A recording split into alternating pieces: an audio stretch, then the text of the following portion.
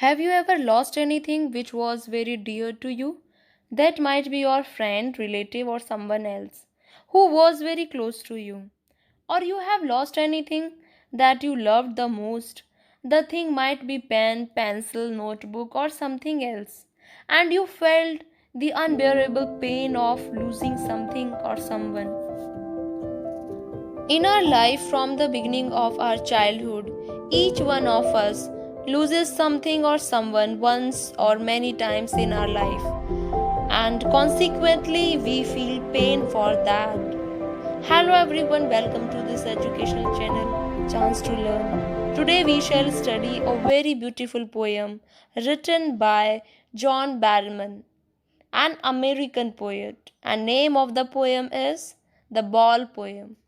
Here, the poet wants the readers to understand the pain of loss and learn to cope up with this pain successfully. To make us understand, he describes a boy's story through this poem who has lost his ball and feels very sad for that. Let's read the poem and try to get the meaning of line by line. What is the boy now who has lost his ball? What is he to do? I saw it go, merrily bouncing down the street and then merrily over. There it is in the water. In this stanza, the poet is talking about a boy who has lost his ball and is eager to know about his reaction as his ball has been fallen into the water. Further, he asks to himself that what this boy would do as the poet has seen the ball going away from the boy. He says that the ball was cheerfully jumping up and down on the street and then went into the water. Now let's read the other lines. No use to say, oh, there are other balls. An ultimate shaking grief fixes the boy.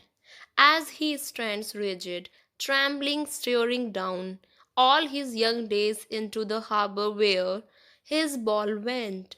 I would not intrude on him. A dime, another ball is worthless now. He senses first responsibility. Here, the poet says that there is no benefit of making the boy understand by saying that he will get another ball. Maybe for us, the loss of a ball is nothing much important, and we can think of having other balls. So, here the poet says that no need to worry, but to a little boy, this is something different, as the boy used to play with that ball for a long time. Therefore, he was emotionally attached with it and he felt very pain for it. The ball was linked to his past memories, and poet says that he could have given another ball to him, but he did not give another ball to the boy because the poet thought that he should learn to face the harsh reality of losing something. Here the poet has compared attachment of ball with young days of childhood. He does not tell the boy who is standing sad looking at his ball.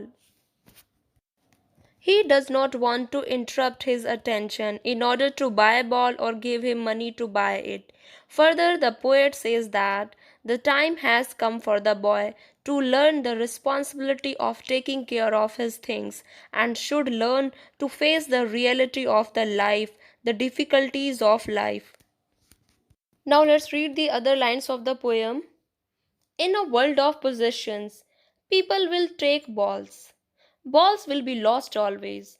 Little boy, and no one buys a ball back. Money is external. Here the poet says that the boy must learn that in this materialistic world, many of his belongings will be lost. He personifies the ball with other things. He says that he should learn without them, whether it is ball or something else, which cannot be brought back into the life. He says that many things cannot be bought by anyone, like if our any relative dies, he or she cannot be survived to the life. Now let's read the last lines of this poem. He is learning well behind his desperate eyes.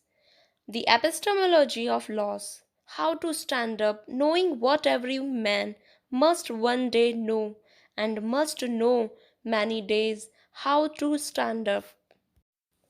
Here the poet says that he is learning well behind his desperate eyes. That means he is learning how to cope up with the situation he has lost his ball. The epistemology of loss means the knowledge of losing something and should face the reality of the life. This is harsh truth that is to be accepted by every one of us. So we should learn to face the pain of losing something or someone and try to accept that difficult situation, and we should move on in our life. The poem has been written in free verse, that is why no rhyming scheme has been used in the poem. I hope you have understood this poem properly. Thank you.